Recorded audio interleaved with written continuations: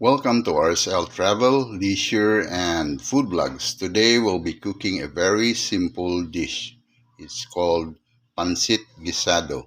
And for our ingredients, we have the following. We have 500 grams of dried noodles for our Pancit Canton. We have our one-piece chorizo bilbao, 5 pieces garlic crushed. We have 2 onions sliced. We have here some oyster sauce.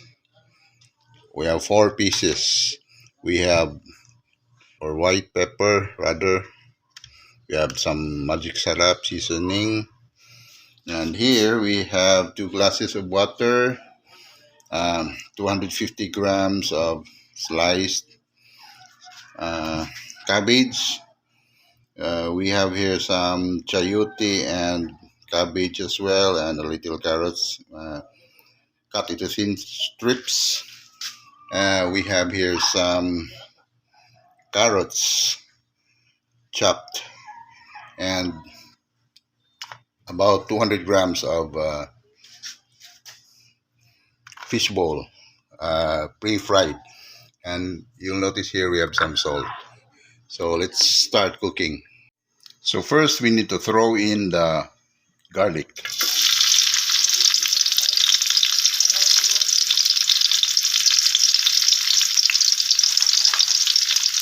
Then wait till the garlic is golden brown. And it's just going to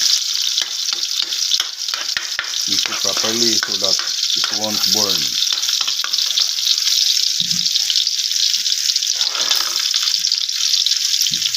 Then pour in the onion.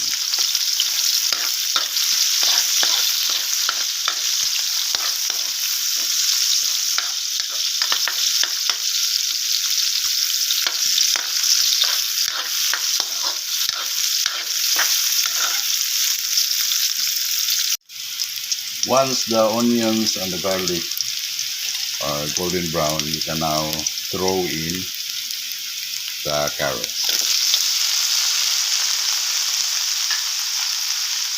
Mix it all.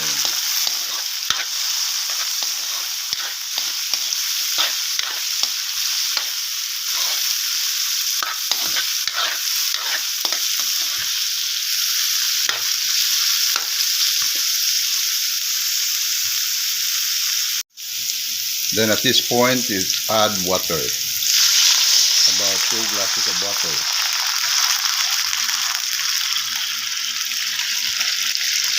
And allow this to boil for about 2 minutes. So after it has been boiling for about 2 minutes, you can now add the dried pancit canton.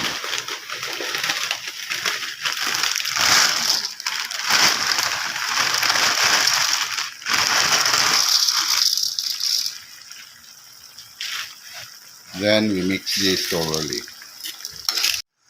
So after mixing this thoroughly, and you notice it's already cooked, you can now add some Silver Swan soy sauce. Add our fried fish ball. Now you will notice that we're not using any pork because the members of our family are careful with the pork since there has been contamination just recently. So we try to avoid using pork or any chicken. After adding the fish bowl and our seasoning, we will now add this one, the shredded vegetables. Then the chopped cabbage and mix it thoroughly. Then add the chorizo bilbao and mix it carefully.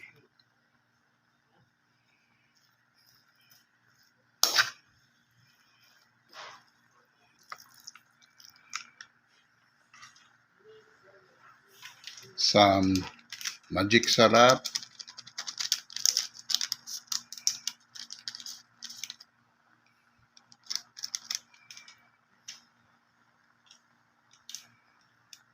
pepper,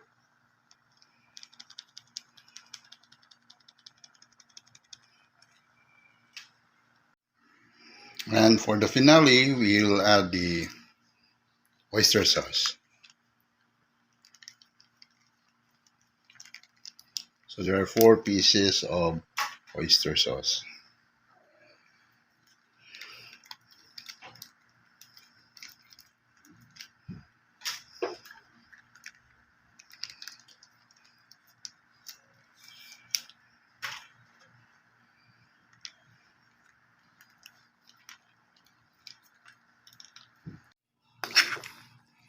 Now we're done.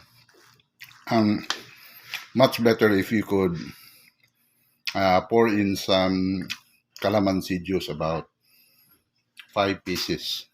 So again, um, so this will be all for now, folks. I hope you like our video. If you do like our video, please don't hesitate to hit that like button, press that bell all notification so you won't miss any of my newly uploaded videos. Have a great day, everyone. Stay safe always, and God bless. So here is our finished product. This one.